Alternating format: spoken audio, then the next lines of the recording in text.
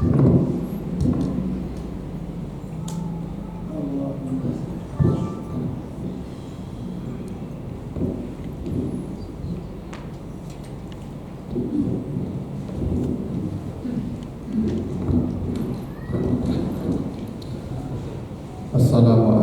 warahmatullahi wabarakatuh. Waalaikumsalam. Alhamdulillahi rabbil alamin. Wassalatu wassalamu ala asrafil anbiya'i wal mursalin wa ala alihi wa ashabihi ajmain. Bapak, Ibu, kaum muslimin jamaah salat maghrib yang dimuliakan Allah.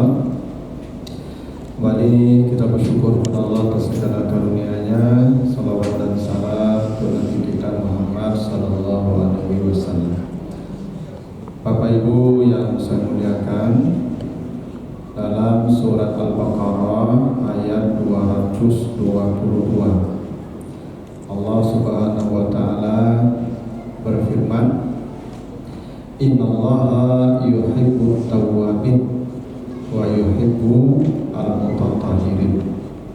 Artinya sesungguhnya Allah sangat mencintai orang-orang yang bertaubat dan orang-orang yang mensucikan diri. Jadi salah satu manusia yang paling dicintai Allah namanya tawwabin, ya, orang-orang yang bertaubat. Jadi orang yang bertobat itu kata Allah sangat dicintai oleh Allah. Kalau orang bertobat itu artinya itu berdosa oleh Allah. Kalau orang yang disebut tawabin, orang yang bertobat, itu artinya orang itu berdosa. Bayangkan apa ya, rahmatnya Allah.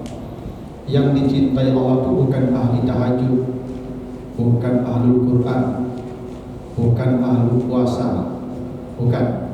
Yang dicintai Allah itu yang tawabin, yang berdosa, tapi dengan catatan dia berdosa mau kembali, mau mengakui dosanya dan meminta ampun.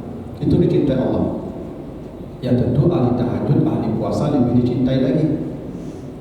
Tetapi yang berdosa saja dicintai oleh Allah dengan syarat dia mau bertobat. Nah, makanya Bapak Ibu jangan putus asa.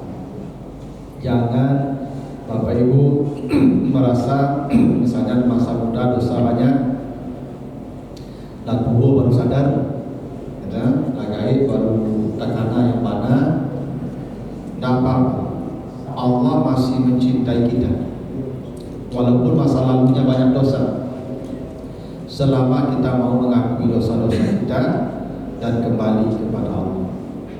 Nah, karena itulah dalam kesempatan kali ini kita akan bahas ayat-ayat yang menjelaskan seperti apa cinta Allah kepada orang yang bertobat.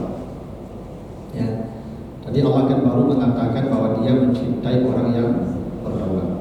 Nah, sekarang akan kita lihat ayat-ayatnya. Seperti apa ya cintanya Allah, bentuk cintanya Allah kepada orang-orang yang bertobat. Pertama, surah Al-Furqan ayat 70. Ya, surah Al-Furqan surat 25 ayat yang ke-70.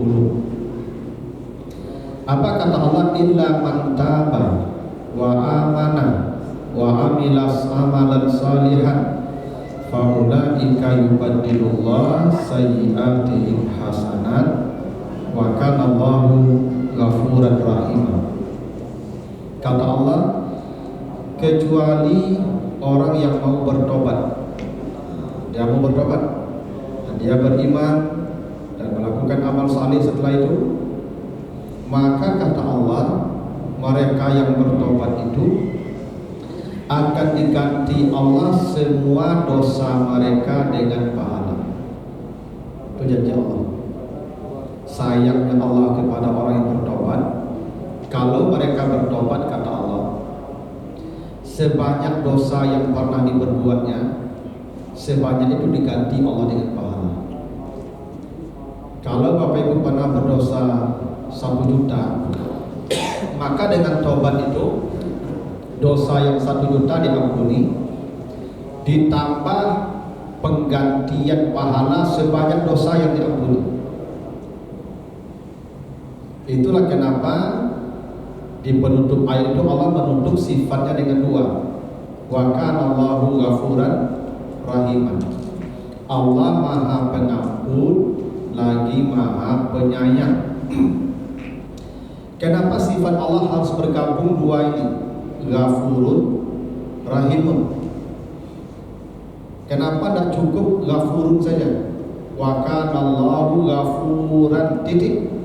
Sesungguhnya Allah Maha Pengampun titik. Tapi tidak ditambah sifat kedua Rahiman.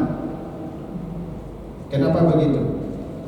Karena kalau Bapak Ibu diampuni dosa itu namanya ghafur, tapi belum dapat rahmat. Rahmat itu adalah penggantian dosa dengan pahala. Jadi ghafuran diampuni dosa dulu, rahiman digantilah dosa tadi dengan pahala sebanyak dosa yang dihapus. Itu namanya rahmat. Makanya Bapak Ibu kata Allah tadi, kalau mereka mau bertobat, yubaddilullah sayyi'atihim hasanah. Bukan hanya diampuni dosanya, diganti. Kalau diampuni kan dihapus. Allah tak mengatakan kami hapus dosanya, tak begitu. Kami ganti. Kalau ganti tentu kan ada sesuatu yang baru kan. Kalau dihapus hilang. Ini tak yubaddilullah, diganti Allah. Itu makanya orang masuk surga boleh jadi tidak punya amal. Amalnya apa Ustaz? Ya taubat itulah amalnya. Boleh jadi orang tak punya amal masuk surga. Apa amal buat dia masuk surga? Ya taubat itu. Karena begitu dia bertobat, sebanyak dosa itulah Allah ganti pahala. Itulah modal dia ke surga Allah. Itu makanya setan itu selalu mengawal orang supaya tidak bertobat sampai akhir nafasnya. Ya, itu makanya Nabi Isa berdoa tuh wassalamu alayya yauma wulidtu wa yauma amutu, ya Allah tolong selamatkan saya di hari mati saya. Sebab di hari mati itu setan akan menghalangi kita bertobat. Karena kata Nabi, semua dosa hamba pasti diampuni kalau dia bertobat malam yang agar-agar sebelum nyawanya mencapai kerongkongan. Sebelum nyawa mencapai kerongkongan, taubat masih terima oleh Allah. Dan setan mengawal agar para pendosa tidak bertobat.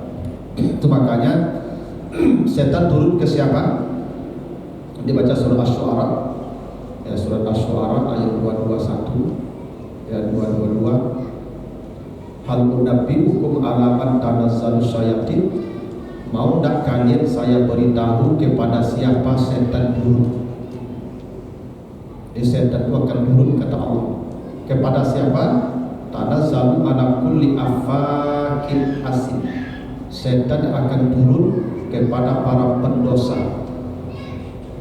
Asim namanya, para pendosa. Jadi para pendosa itu akan didatangi setan. Karena setan tidak ingin orang ini bertobat. Makanya setan akan mendatangi dia terus sampai nafas terakhirnya agar dia tidak bertobat kepada Allah. Karena kalau sempat orang ini bertobat menjelang nyawanya ke tenggorokan, maka Allah akan mengganti semua dosanya dengan pahala. Salam Bapak ya. Makanya Bapak masih untung lah, ya masih ada yang ngomong ya. Aduh sampai ke tenggorokan itu masih ada yang bertobat. Iya. Peluang ke surga masih terbuka lebar. Dan Allah mencintai itu. Allah mencintai mereka yang bertobat. Bukti cinta Allah apa? Kalau dia mau bertobat, bukan hanya diampuni, kata Allah, saya ganti dosanya itu dengan pahala sebanyak dosa itu. Ya. Makanya setan ini mengawal terus para pendosa. Ya. dia akan buruk kepada para pendosa. Tanazzalu ala kulli afakin asim. Itu kata Allah begitu. Makanya Bapak Ibu segeralah bertobat. Makanya kata Allah begitu, sabiqu ila magfiratin min rabbikum. Berpaculah, berlombalah, mumpung nyawa belum ketenggorokan. Tuh. Al-Furqan 70. 2. An-Nisa 146. Ya, An-Nisa 146. Illal ladzina tabu wa aslahu wa tasamu billah wa akhlasu dinahum lillah fa ulaika ma'al mu'minin wa sawfa yutillahu al-mu'minina ajran aziman. Kecuali orang-orang yang bertaubat. Disebutkan tabu ya, orang-orang yang bertobat. Wa aslahu, setelah bertobat mereka memperbaiki dirinya. Karena memang taubat itu ada ketentuan. Satu, zakarullah, mereka mengakui dosa. Lalu wastaghfaru li dzunubihim, mereka minta ampun istighfar. Lalu walam yusirru ala ma fa'alu, mereka tidak mengulangi dosa yang sama. Baru kemudian wa aslahu, mereka berupaya memperbaiki dirinya hari demi hari. Kalau orang-orang bertobat dan memperbaiki dirinya, lalu mereka mengikhlaskan ibadahnya, faulaika ma'al mu'minin, Allah catat mereka bersama orang beriman. Fasaufa yutillahu al-mu'minin ajran aziman, Allah akan berikan orang beriman itu pahala yang sangat besar. Jadi pertama begini, dosa sebesar apapun tidak mencabut keimanan. Yang mencabut keimanan yang satu murtad. Dosa sebesar apapun tidak mencabut iman seseorang. Itu kenapa Allah mengatakan faulaika ma'al mu'minin, mereka masih bersama orang-orang beriman. Jadi mereka yang berdosa itu masih bersama orang-orang beriman. Jadi kalau ada orang bersyahadat, dia tidak salat, dia tetap mukmin. Cuman dia orang beriman yang berdosa besar karena meninggalkan salat. Ada pula sebagian orang itu berpendapat orang yang tak salat tak perlu disalatkan kalau mati karena dia kafir, gitu ya. Tidak. Kata Allah, orang yang berdosa itu ma'al mu'minin, mereka tetap bersama orang-orang beriman. Jadi dosa itu tidak mencabut keimanan, cuma mengurangi keimanan dia. Orang kalau berdosa imannya berkurang, karena kata Nabi dalam hadis yang sahih, la yu'minu ya as-sarik hina yasrik, ya, la yasrik as-sarik hina yasrik wa huwa mu'min. Tapi begitu, seorang pencuri tidak beriman ketika mencuri. Ada sebegitu, la yazni az-zani hina yazni wa huwa mu'min. Seorang tidak akan berzina kalau dia beriman. Maksud hadis itu, orang kalau melakukan maksiat tanda imannya sedang turun, bukan imannya terlepas. Tidak.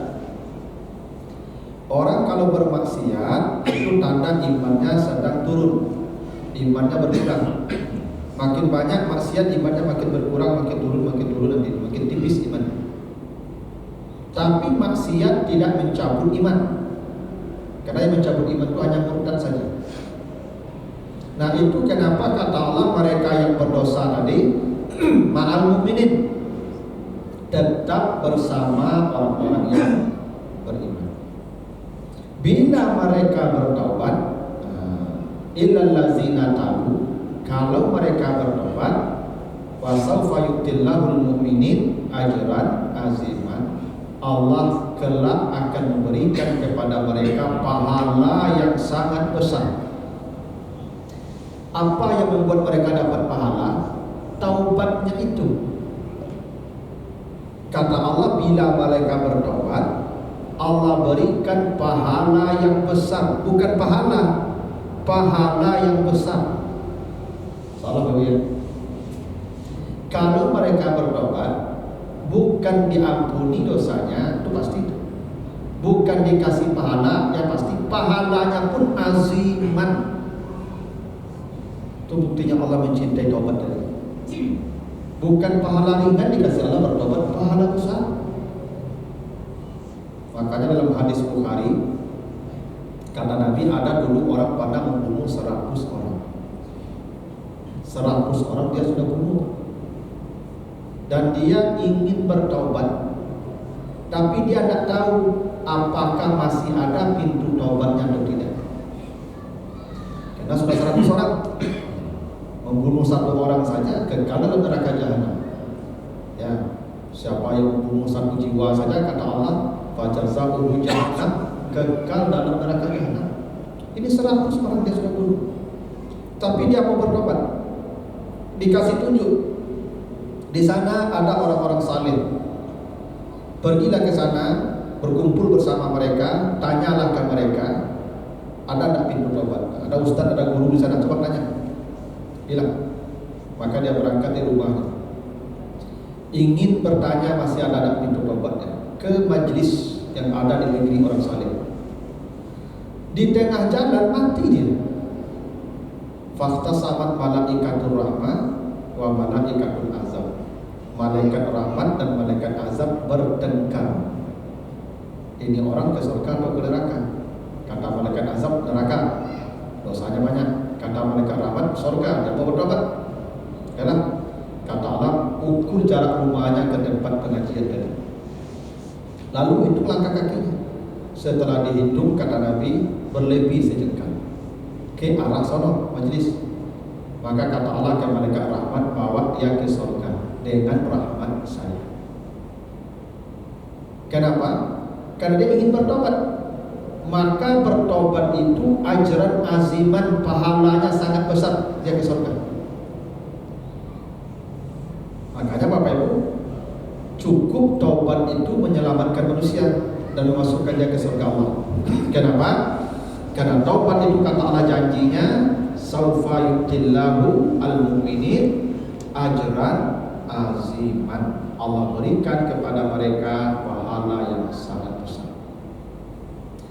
Itu makanya Bapak Ibu kalau datang ke pengajian, datang ke majelis zikir, itu pahalanya per langkah kakinya. Yang 1 langkah kaki itu kata Nabi sama setahun salat malamnya. Ya. Siapa yang datang ke pengajian, cepat datangnya, dekat duduknya, dia menyimak. Setiap 1 langkah kakinya kata Nabi ajru sanatin siyamuha wa qiyamuha. 1 langkahnya dihargai Allah setahun salat malam. Itu disebut ajran aziman. Mungkin sulit kita ini setahun salat malam non-stop. Siapa di antara kita yang tahajud tiap malam setahun? Mungkin terhalang kalau bukan kena safar, mungkin sakit nanti. Kalau ada orang setahun salat malam, itu sama selangkah kaki orang yang datang ke pengajian. Kenapa? Orang kalau datang ke pengajian, dia dapat ampunan pertama dulu. Pasti ampunan pertama dulu. Wa zakirinallaha katsiran wa zakiran a'adallahu lahum maghfiratan. Ampun dulu, baru ajran azim. Nah, itulah hebatnya sayang Allah kepada orang yang bertobat, diberikan ajran aziman. 3. Surat Hud ayat 3. Ya, surat Hud ayat 3. Kata Allah, wa anistaghfiru rabbakum summa tubu ilaihi. Itu perintah Allah ya. Hendaklah kalian beristighfar kepada Tuhan dan bertobat kepada-Nya. Ini perintah Allah. Ini perintah Nabi Hud kepada kaum ini, bangsa Ad. Hendaklah kalian beristighfar dan bertobat kepada Allah. Kalau kalian mau bertobat, yumatti'kum mata'an hasanan ila ajalin musamma. Pertama, Allah akan senangkan hidupmu sampai ajalmu datang. Itu janji Allah. Orang kalau bertobat, kata Allah, diberikan kepadanya mata'an hasanah. Mata itu artinya kesenangan hidup, bukan kemewahan. Bukan, belum tentu dia ditobat kaya raya. Tapi Allah janjikan ada ketenangan hidup. Orang kalau bertobat hidupnya mantap, tenang sampai ajalnya datang, ila ajalin bersama. Karena begini nih, Nabi pada ditanya, apa itu dosa ya Rasulullah? Kata Nabi, mahaka fi sadri. Dosa itu yang membuat hatimu tidak tenang. Dosa. Di dosa itu begitu. Kalau hati kita tidak tenang, itu dosa.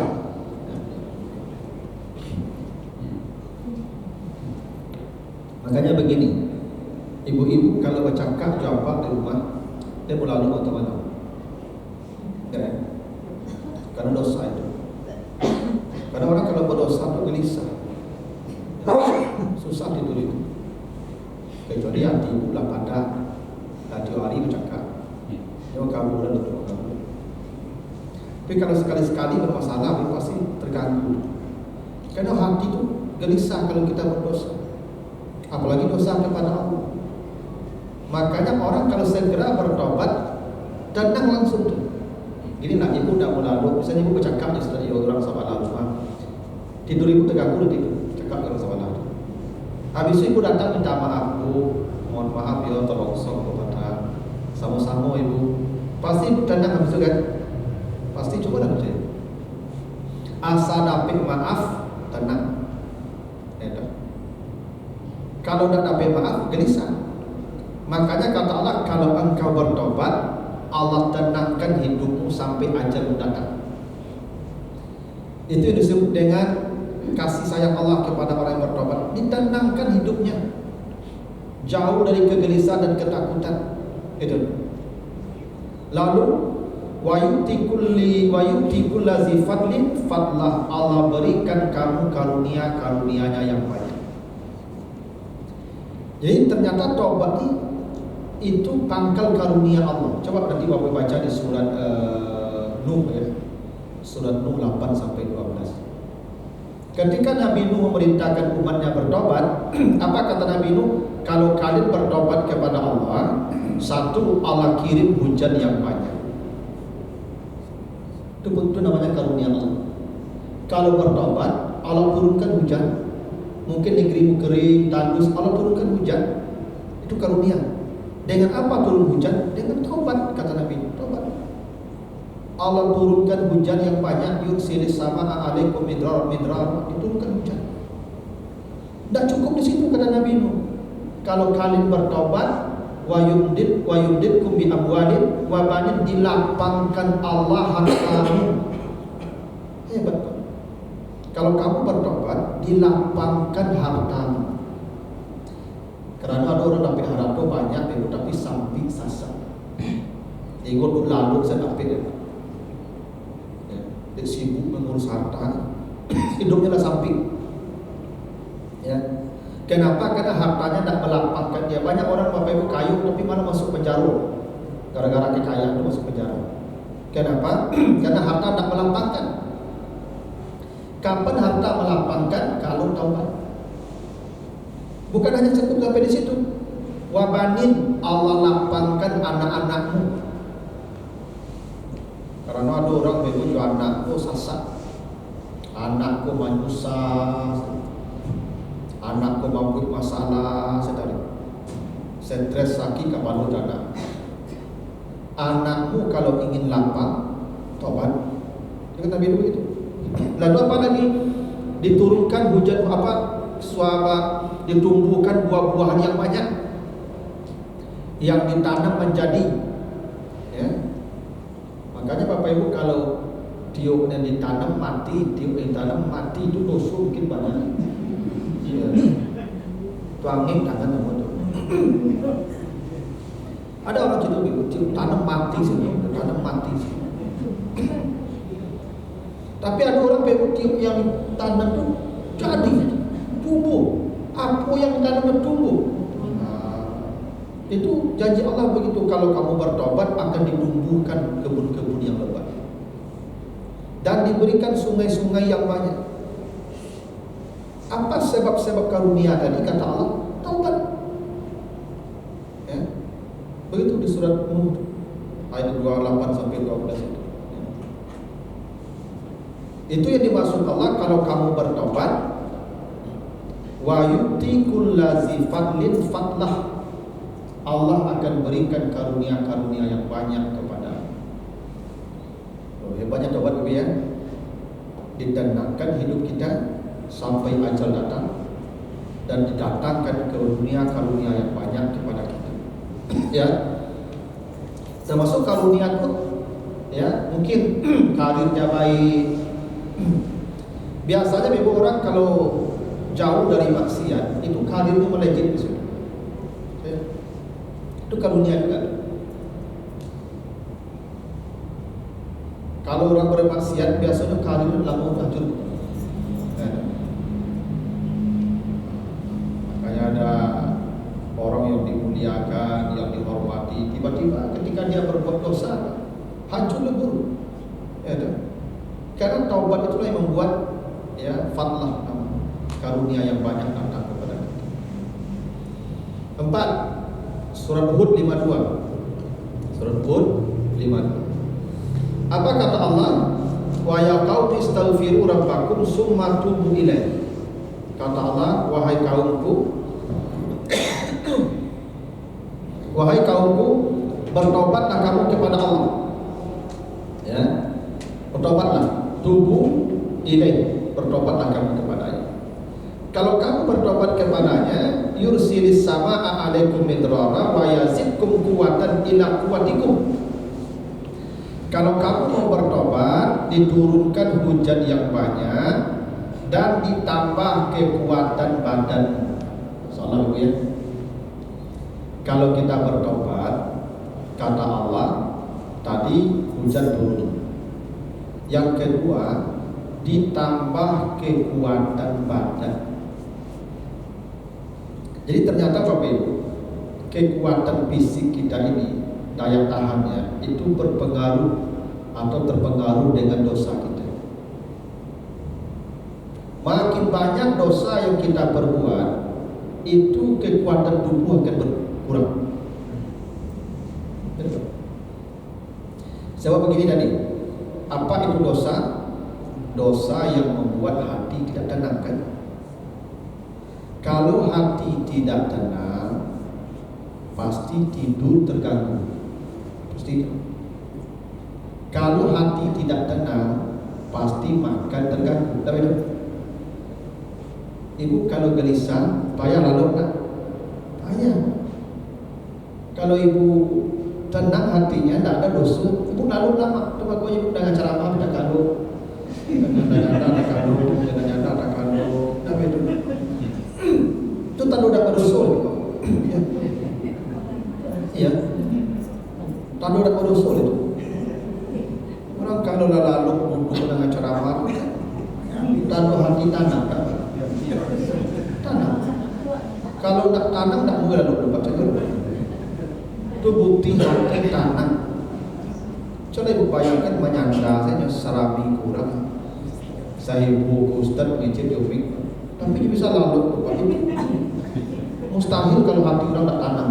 Pasti hati orang tanam. Ya tak? Dan hati tenang kenapa tadi? Ampunan kan? Karena dosa itu sebab hati gelisah kan? Berarti orang yang tidur dan hatinya sudah tenang, tidak ada dosa itu. Ya kan? Iya, itu tanda hati tenang. Asam murah tak kalau Pak, tanda hati yang bertanam. Itu buah daripada ampunan. Hati tenang, jauh dari gelisah. Ada orang yang pernah di hotel berbintang dan lalu lalu bayar puluhan juta kamar lupa tak yang lalu. Pakai narkoba baru lalu. Disuntik baru lalu. Iku menyandar saja.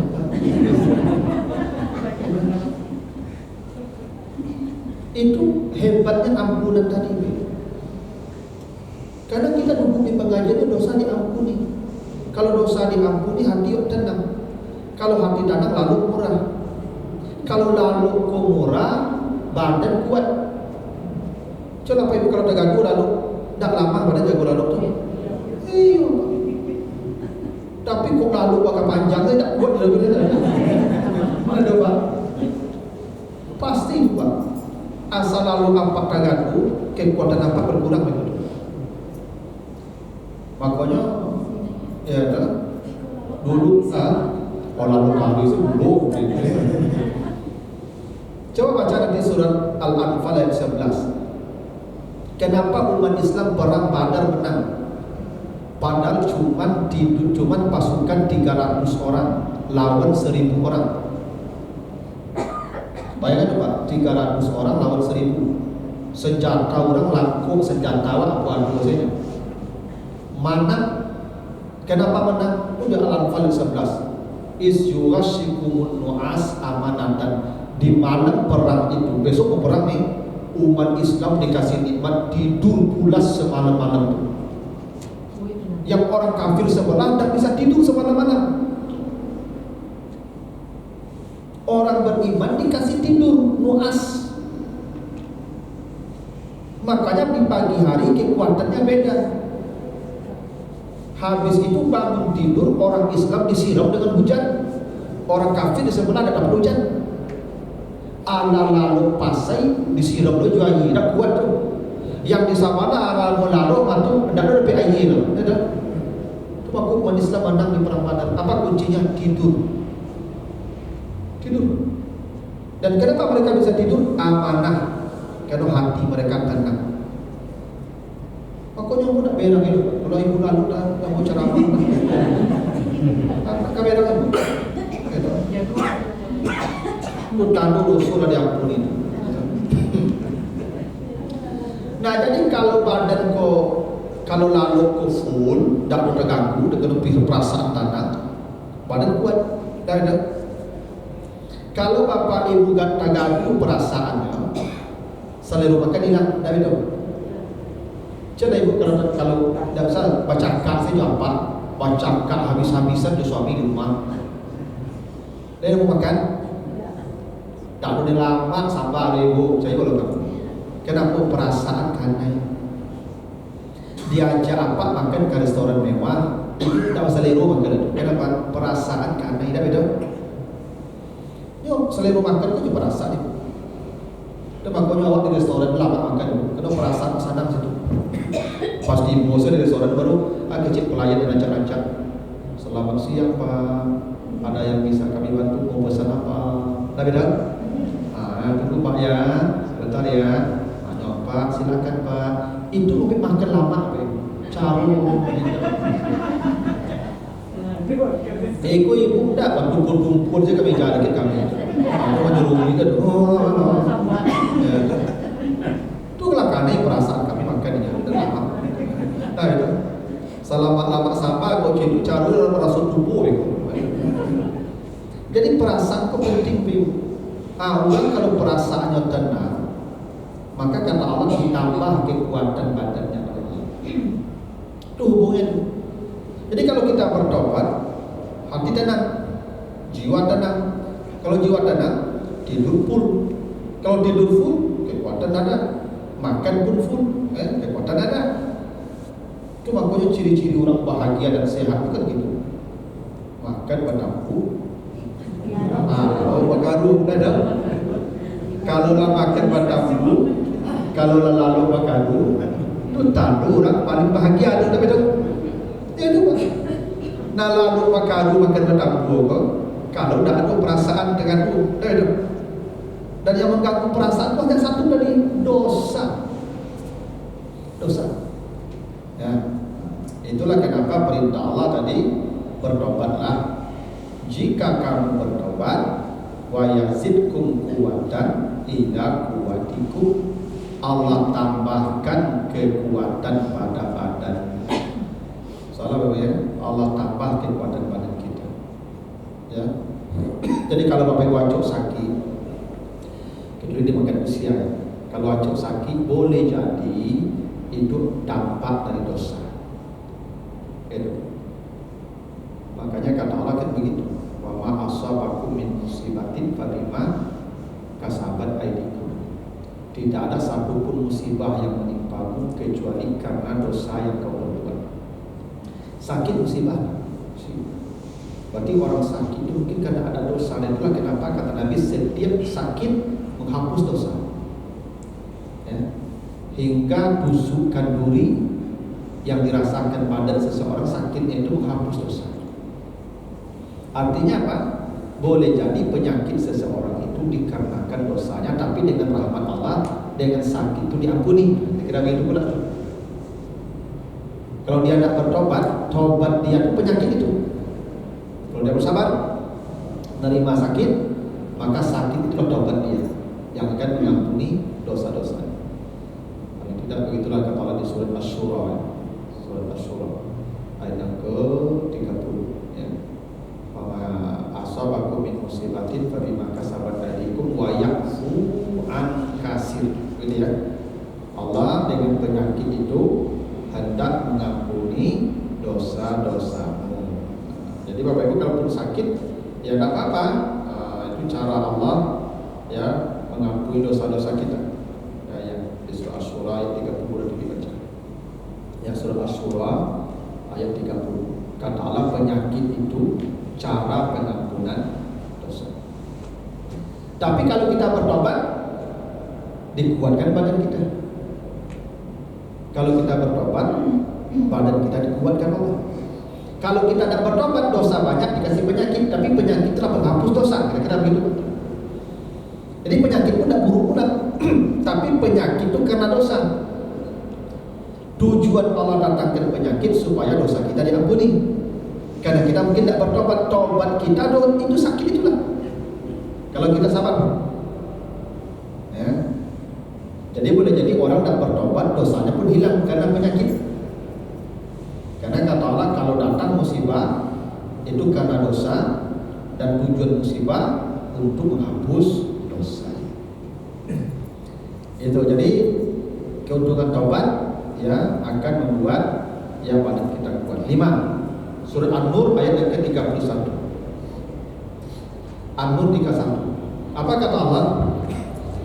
Di akhir ayatnya, di bagian penutupnya ya. An-Nur 31 di bagian penutupnya baca. Wa tubu ilallah jami'an ayyuhal mu'minun la'allakum tuflihun. Dan bertobatlah kamu wahai orang-orang yang beriman.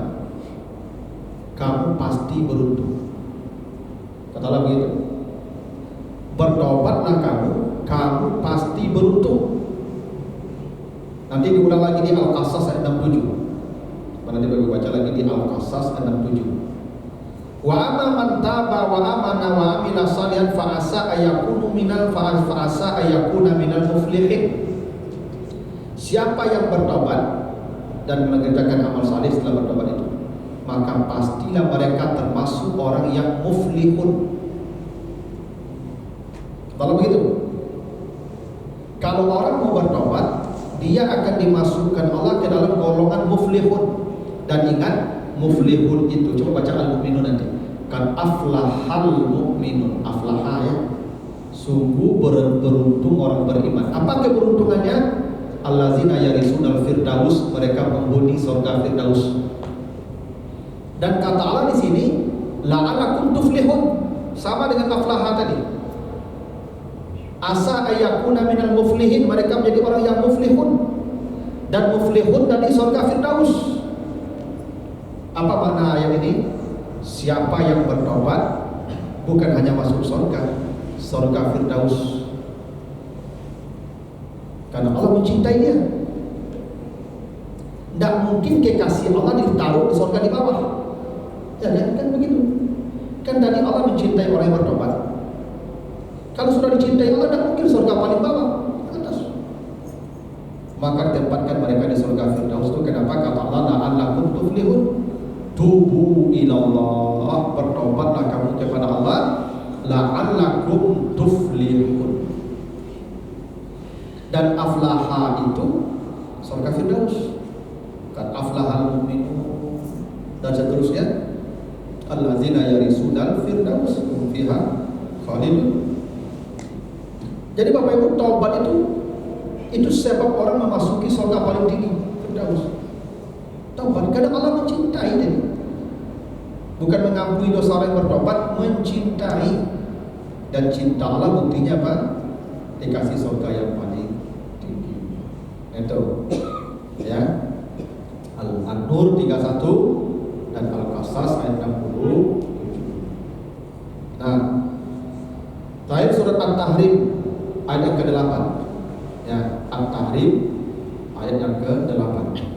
Kata Allah, ya ayyuhallazina amanu tubu ilallah taubatan nasuha. Hai orang yang beriman, bertobatlah kamu kepada Allah dengan taubat nasuha. Taubat nasuha ini taubat yang betul-betul serius. Karena ada orang taubatnya bukan taubat nasuha. Ya. Taubat itu ya sesaat saja nanti lupa lagi. Taubat nasuha itu benar-benar sungguh-sungguh serius. Ya, diakui dosa, minta ampun, kemudian ya berjanji tidak mengulanginya, lalu kemudian menggantinya dengan amal-amal saleh nasuha. Asa rabbukum ayyukaffira ankum sayyi'atikum. Pertama, Allah akan ampuni dosa-dosamu, wa yudkhilakum jannatin tajri min tahtihal anhar. Ya. Yang kedua, Allah masukkan kamu ke surga yang mengalir di bawahnya sungai-sungai. Dua ya. Satu, kata Allah, kalau engkau bertobat, yukaffir ankum sayyi'atikum.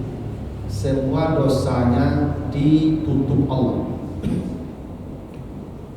Bahasanya takfir ya, kafar. Kafara itu artinya ditutup. Makanya orang kafir disebut kafir karena dia menutup kebenaran. Jadi begini Bapak Ibu, dosa itu pasti berdampak. Sekecil apapun dosa pasti berdampak. Dampak kepada pelakunya, dampak kepada keluarganya, dampak kepada lingkungannya. Itu makanya umat Nabi Saleh dibinasakan Allah semua mati. Padahal yang berdosa hanya 9 orang. Wa kana fil madinati tis'atu rahtin yufsiduna fil ardh. Itu kata Allah. Yang membunuh onta Nabi Saleh itu hanya 9 orang. Tapi dosa yang 9 ini berdampak kepada semua orang. Itu bukti dosa itu membawa dampak kepada bukan hanya pelaku, keluarga pelaku, sampai ke orang banyak yang ada di sekitar pelaku. Dengan taubat, dampak dosa ditutup Allah.